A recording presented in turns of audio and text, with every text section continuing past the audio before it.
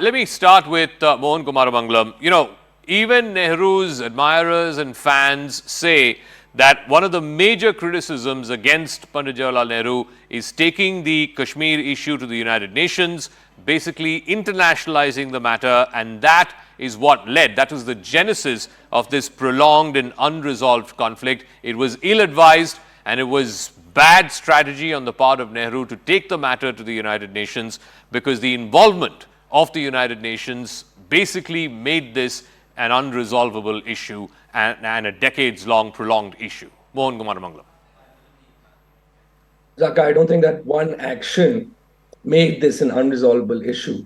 The reason why the Kashmir issue still stays unresolved is that the Pakistan nation is run by its army.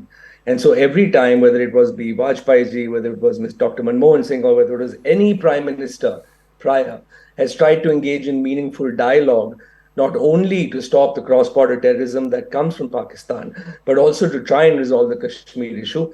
We have terror attacks, we have insurgency that goes on the rise. So the real problem, or the real reason why we're still where we are in the relationship between India and Pakistan, is the fact that the Pakistani government is actually run by its army.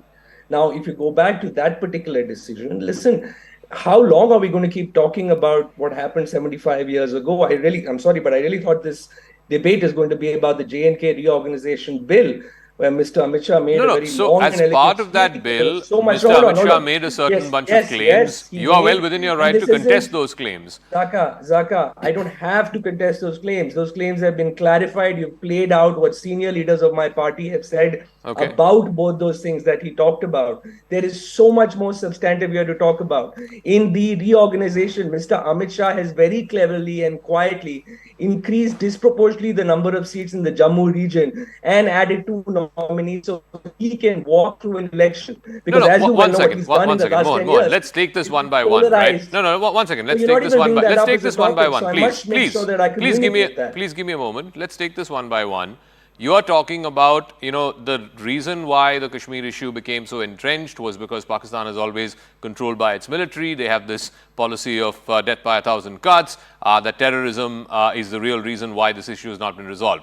But terrorism, relative to what happened in 47-48, is a relatively new problem. It started in the 80s, right? Prior to which, India had fought 3 wars with Pakistan and won all 3 wars.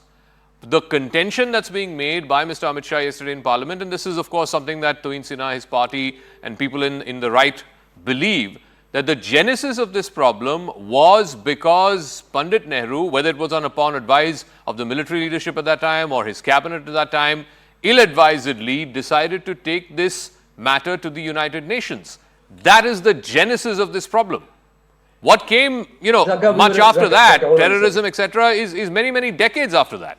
Zaka, we went to the UN because there were people from across the border, the tribal raiders, that were still occupying territory that was ours. Now, even today, you have Chinese occupying our territory today. Are we doing anything about it? Are we able to bomb them and send them back? Or are we going to war with China at this point? Okay. No. We're trying to use international diplomacy to solve that issue. That is exactly what we did that day. And by the way, India was a far weaker economic power then. We had just gained independence. We had our own share of problems. There is also this debate, and I'll bring it up even though it's not part of this, is that Mr. Modi had said in a speech why Salazar took so long to pull out of Goa. It was because until we got the support of JF Kennedy, we weren't able to make that happen. You must realize the reality we lived in during those days, and the conditions and the operations that we worked with. Okay, so let me ask Tuhin Sinha, one of the realities of that time, we're talking about October, November 1947, going through all the way into 1948, was that the country was reeling, in fact, the entire subcontinent was reeling under the partition. More than 1 million people had died. And the military leadership at that time had told Nehru that if they go ahead and bomb Lahore, then it would only lead to more deaths. And for a newborn nation, the first prime minister of a newborn nation at that time, he already, like I said, because of the painful events of the partition, was contending with so many tens of thousands of lives that were lost, millions that were displaced. The last thing that any prime minister in that position would have wanted was a full-fledged war. Any prime minister would have taken the sensible decision of trying the diplomatic option, and that's all that Nehru did. Well, good evening. Good evening, Zaka. Good evening, everybody. When it comes to Nehruvian blunders, there were multiple blunders. Honorable Amit Shah ji just mentioned two of them when it comes to Kashmir. But exactly 5 weeks before the Pakistani invaders invaded Kashmir, Maharaja Hari Singh had sent his emissary to Delhi to sign the instrument of accession. Nehru at that point plainly refused, saying that you first install democracy and release. Now, please don't interfere in between.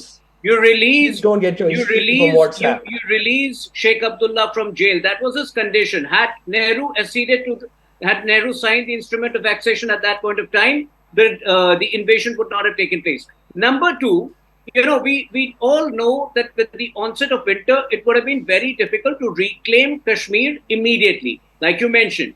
But by referring the whole issue to UN, and on the advice of all people, on the advice of all people, Edwina Mountbatten, which is documented book in Edwina Mountbatten's daughter's book, Nehru committed a blunder whose price the present generation is still paying. Imagine had he not referred it to UN, in a subsequent year, it would have been possible for the Indian army to reclaim it once the disturbance of the partition would have settled. Okay. But that was not possible because of his erroneous decision to take the issue to the UN.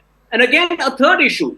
Sardar Patel prevented him from committing another blunder, which was to agree, he would have agreed to an unconditional plebiscite. It was Sardar Patel who made sure that the condition was inserted that till such time Pakistan completely vacates every inch of Indian land captured by it, the plebiscite will not take place.